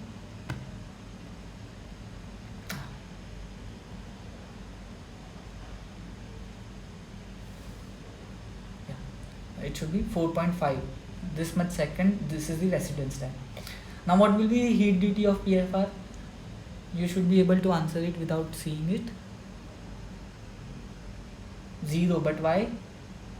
And it's already written, but why it will be 0? Since it's an adiabatic reactor, right? Adiabatic PFR we have used, thus it will be 0. Okay, so this kind of question, I think your assignment 3 also contains this kind of a question. Okay, so you should that is equilibrium. R, you have to use R equilibrium, right, in that particular problem.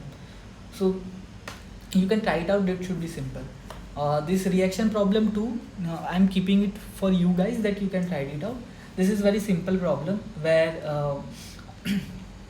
this ethyl benzene is converted to the styrene and hydrogen. Okay, the molar flow rates and the outlet composition, like the conversion is given, and then you have to use this R stoic to find the output parameters. Okay, so that's a simple one, so you guys can try it out.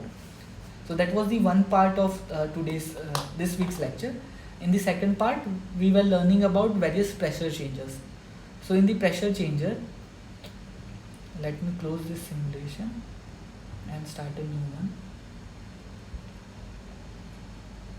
Close this. No.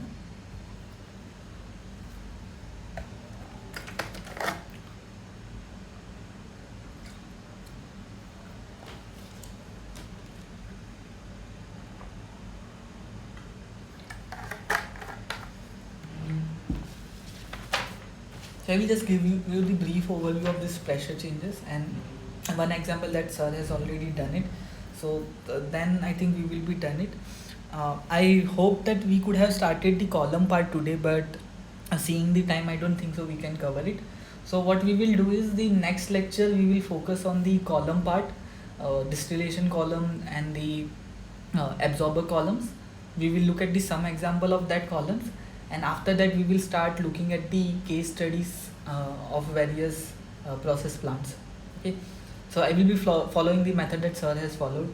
So we have discussed the each of such models in detail, like, and then we will combine it and do a process plant simulation then.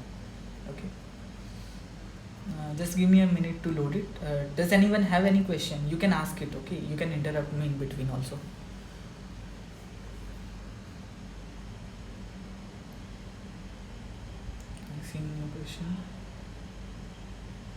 How to get Aspen plus software license? Sejal, haven't you received the Aspen plus license from IIT Guwahati? Yes?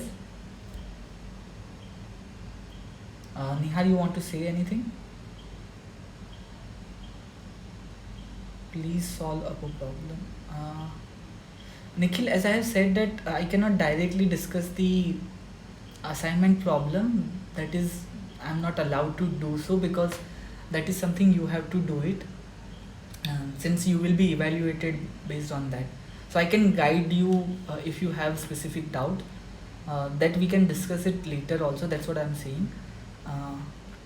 But I cannot solve you how to simulate it.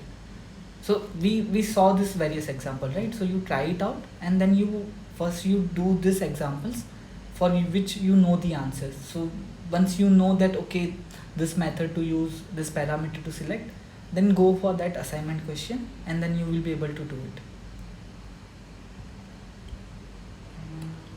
Assignment 3, third questions, compound name is not mentioned. So for all the assignment related questions, we can discuss it out after the class. Okay, Just whoever want to discuss it, stay in there. Okay, let me finish it today's portion first. Let me see.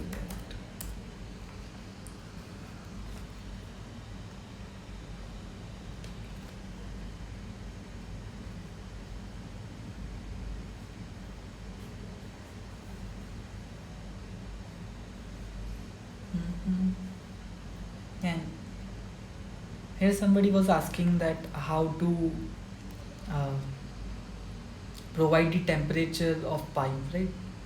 Who was it? I think Mr. you were asking, or somebody else.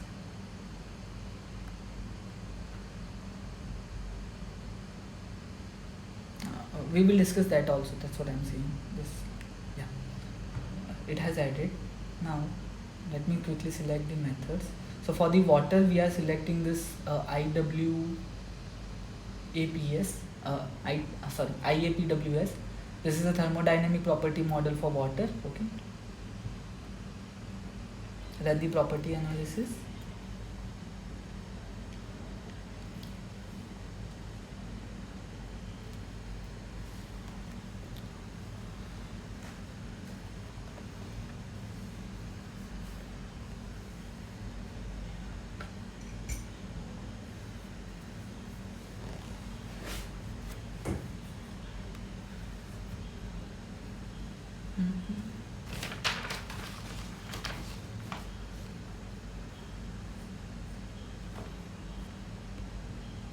While it's running, let's get back to the theoretical part.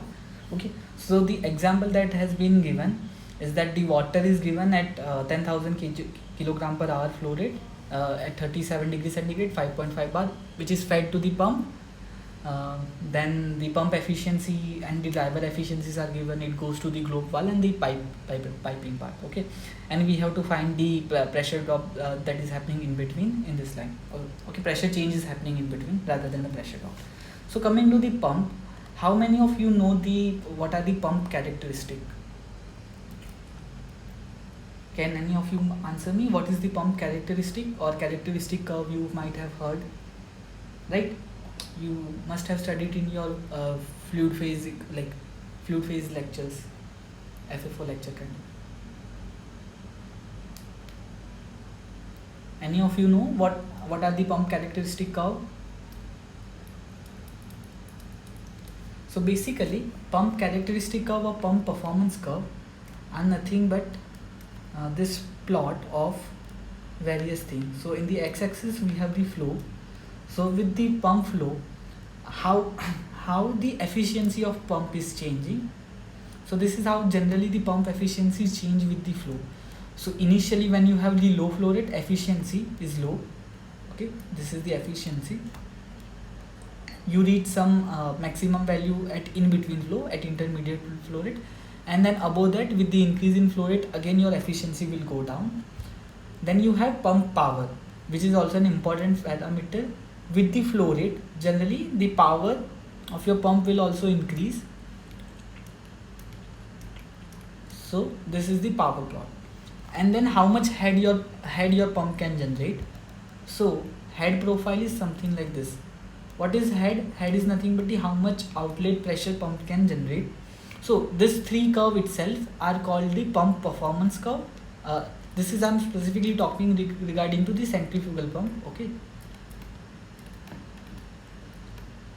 Centrifugal pump, and these are the called as performance curve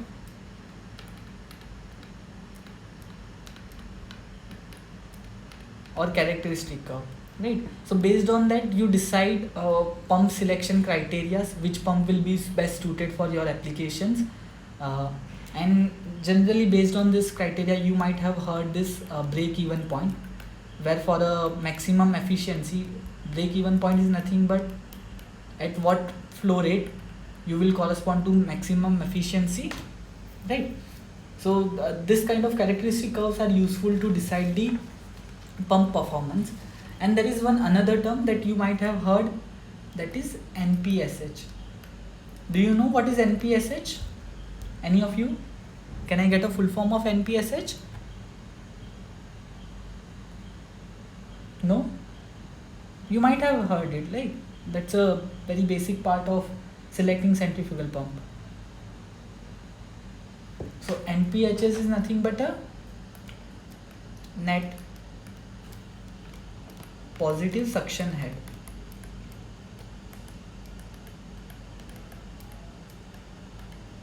So if you have forgotten it, then I will suggest you to recall this thing. So NPSH is a kind of an important aspect in the pump design also. So it suggests the what should be the suction pressure, like what should be the available suction pressure for your pump in order for pump to work efficiently. Okay, so you might have heard the term NPSH available, NPSH required. So NPHS required is a pump property, while NPSH available is a system property. So suppose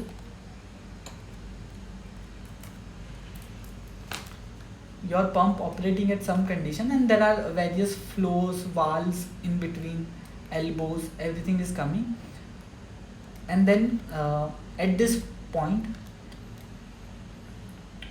you calculate NPSH available, that is your system property. So what will be the pressure drop happening in this pipeline, and after that accounting for the vapor pressure also. So NPSH also accounts for the vapor pressure.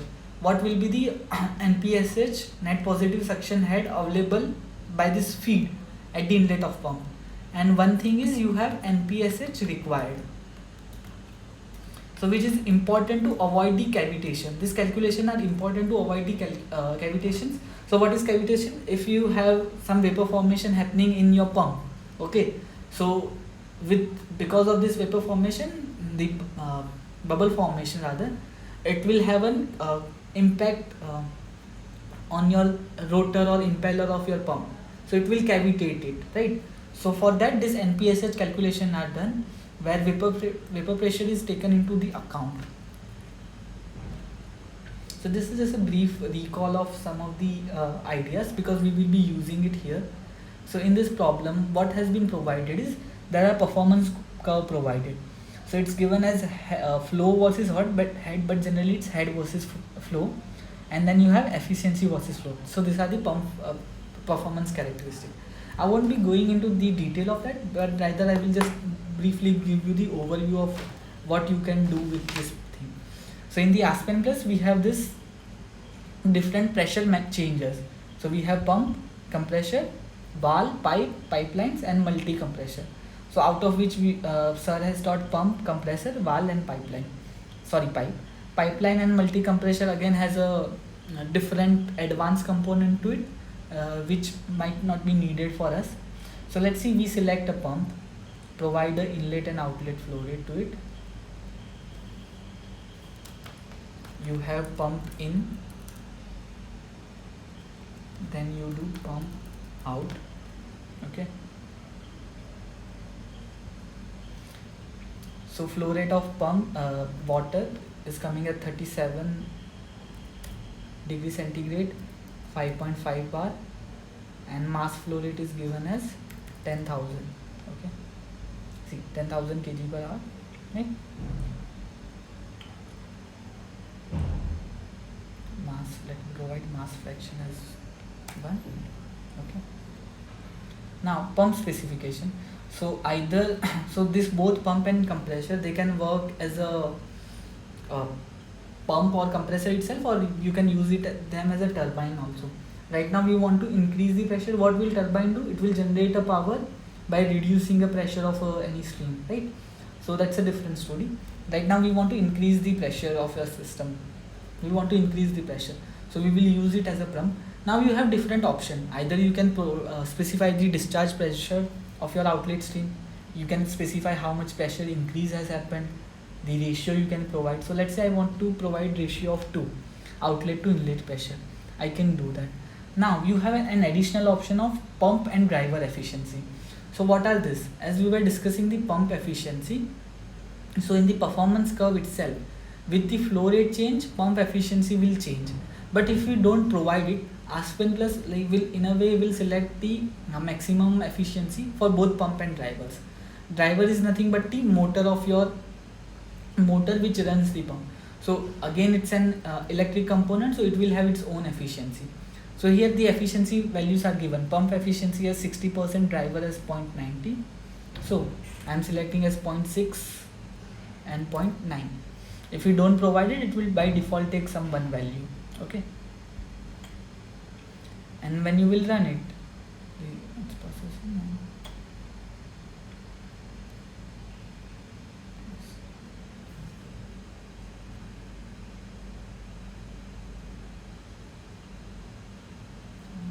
It's taking too long time.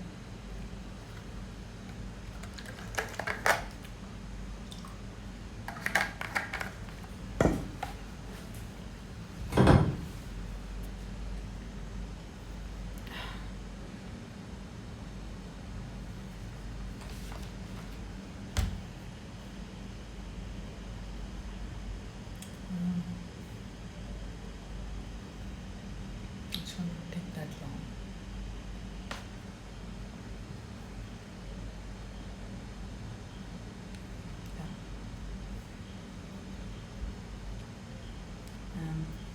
It's already 8 o'clock. Okay.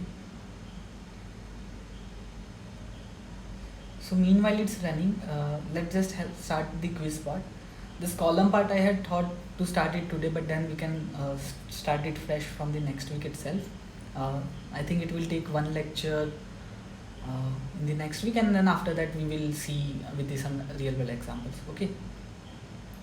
Meanwhile it's running, let's start with the quiz itself. Okay. So first thing is, I think you have this sort of question earlier also, which doesn't require any simulation part. So answer question 1 and 5 based on the given figures. Okay. So this is for ethanol reaction with acetic acid to produce ethyl acetate and water, right? So the block B1 here comes under which of the following unit operation block? Can I get an answer? B1 will come under. Hello guys, you have to answer it, right? It's an interaction session. So. Reactor. No, it's a B1 block. It's a B1. Is it a reactor? No. Right. Manipulator. Yeah, it's a manipulator. Yeah. So B1 is a manipulator. So it's used to duplicate the stream, right? Then which of the following block in figure 1 represents CSTR? So out of which is the CSTR? Sorry? Sorry, B4. B4, yeah. B4 is in CSTR. Now you have stream data given. So given the equal volume of reactor, the stream X and Y represents the output from CSTR and PFR. Is it true or false? Can you look into that? So what the data is given is that we have reaction of ethanol with acetic acid forming ethyl acetate and water. So can you identify which will be the output, which output will correspond to CSTR and which will correspond to PFR?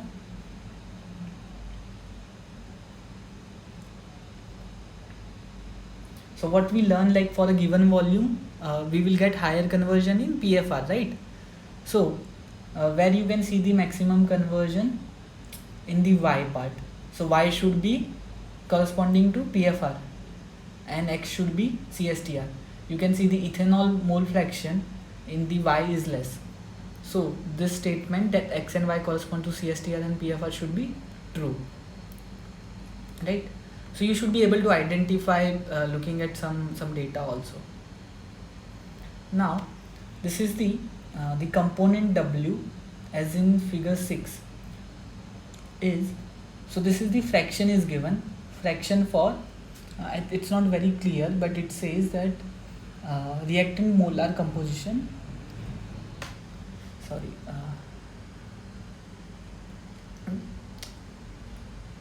so it's a batch reactor output profile. Basically it's a molar fraction of ethyl acetate. Sorry, the figure is not clearly visible here, but it corresponds to that. Now the missing Z value in figure 7, So in the figure 7, this is the actually figure 7. Oh, sorry, not this one. The missing Z value in figure 7, where it went.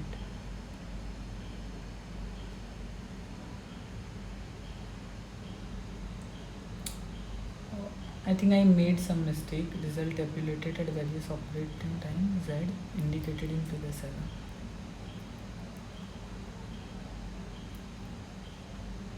So the batch reactor, this is operating at Z time, and for that we have been asked what is the residence time. So what we can see here, the P batch data, you can see the conversion of ethyl acetate. So mole fraction of ethyl acetate is 0.308. Okay, this is the value, and in this graph this is the again the ethyl acetate mole fraction with the time. So 0.3 value, this is the 0.3 value, which corresponds to around 1.2 second. So what will be the residence time in between this only? So your residence time is in between 1.18 and 1.22. Again, sorry, I don't know, this figures are not very visible in the presentation, but this was kind of a previous year assignment where you will be given some snapshot of simulation result and you should be able to identify what are the values.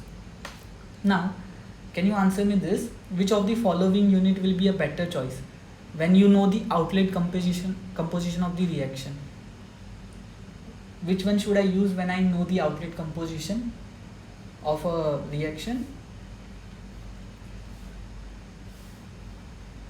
This we started with the basic classification, right? So you should know the answer.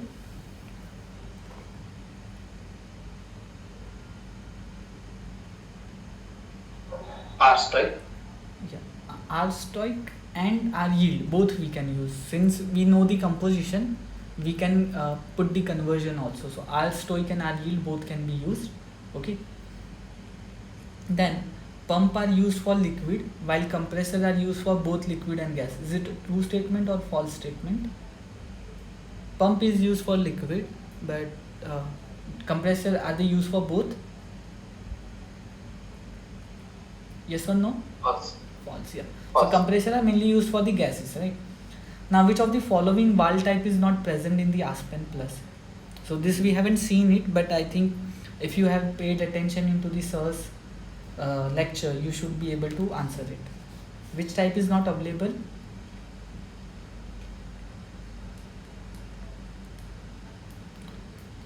So the diaphragm valve is not available. We will see right now also. Now, for a good performance of pump, NPSH available should be greater than NPSH required. Is it true or false? This is the basic pump designing part. You should know it. True. Yeah, it's true. Your NPSH available should be greater than NPSH required in order to avoid any cavitation. Okay. Now, which of the following relations is not considered to define pump characteristic? So we showed these three curves which are used to define the pump characteristic. Which of this is not here? Like, which is wrong? C. Pressure drop versus Pressure drop versus flow. Yeah. So that should not be used here. Okay. So let me hope. I think this. It has okay. It ran with some error. Let me see what is the error. The following unit operation block were completed. Status. Steam table model is called without what?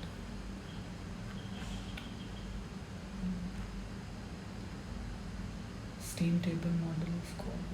I think there is some error here.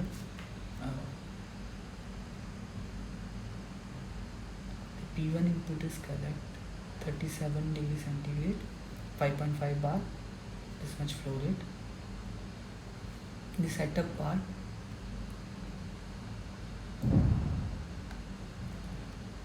.6 and 0.9 efficiency of pump and driver. Then what's the issue here?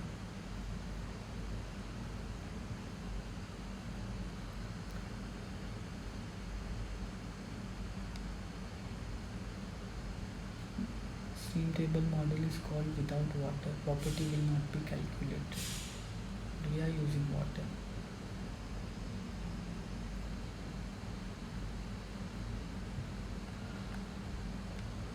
Component is water. Method is we had used.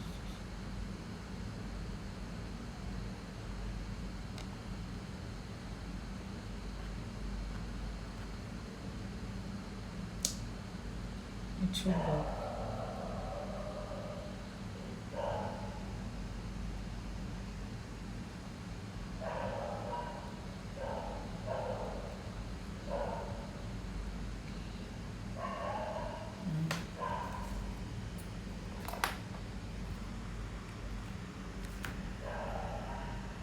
Okay, there is some issue here with the method that I have provided, but I have already tried it. I might have made some mistake.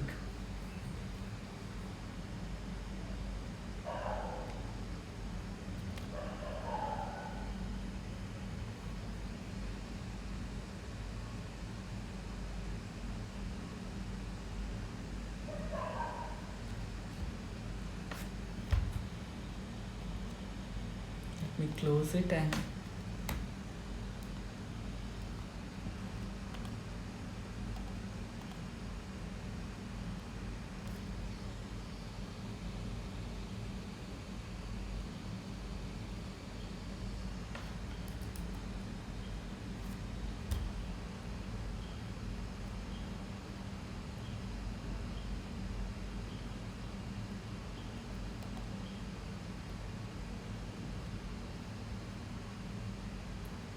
okay. So what I will do, I will just give you the overview of different pressure changes. I will find out that mistake. Anyway, we are exceeding over time, so we can just put a stop here. Just briefly, just wait for a minute.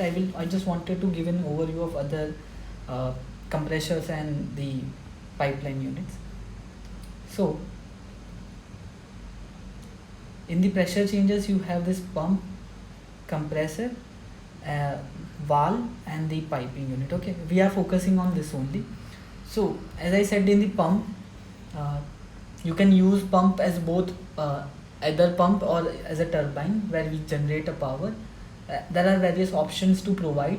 Either we can provide the pressure ratio, how much power is required, discharge pressure or the pressure drop. We can select the efficiencies also, and some calculation methods, although which are not needed as of now. In the compressor part again, same thing, same input as a pump. We can use this compressor also as a turbine. In that case, we have to select, and we will provide the mechanical efficiency, so it will decompress the input stream and generate a power, right? And in the valve part, so valve part, either you can do the pressure calculation of pressure drop across the valve, which we wanted to do here, that after the pump outlet it goes to the globe valve, which is 50% open, so it will create some pressure drop across the valve and then it will go to the pipeline. So for that you have this option, calculate the outlet pressure for specific valve rating. So you provide the percentage opening of a valve. In that case, you have to provide valve parameters. So as I was saying, so these are the three types right now we have available in the Aspen plus this version 14. You can provide ball, butterfly or globe valve. Apart from that, there are various valves also, but they have specifically incorporated this data. This manufacturing data are available, and then you can select the specific sizing of the pipe valve. And based on that, for the percentage opening, you will get the CV parameters, which are used to calculate the pressure drop. So if you will recall the some of the designing assignment you might have done in your UG curriculum, this CV value is useful to calculate the how much pressure drop will come across the valve, right? Or rather, you can calculate the valve flow coefficients for specific outlet pressure. So these are the various stuff that we can do here. And in the pipeline, somebody was asking that how to provide a jacketed pipeline kind of a thing. So right now, these are the pipes parameters, like you provide the length and the diameter. If your pipe is in some elevated angle, then angle or pipe rise can be given. Okay, you can change the reference of the pipe, other stuff also. Now in the thermal specification itself, so right now we are in this example particularly that sir has shown, we had selected the constant temperature. Instead of that, you can, so constant temperature, that means we are assuming that pipe is is in a way jacketed and it is maintained at the constant temperature. For this example, in 10-meter length, you might not see a temperature difference from the inlet to outlet. But let's say your stream, either it's a steam pipe which is going from utility to various plants.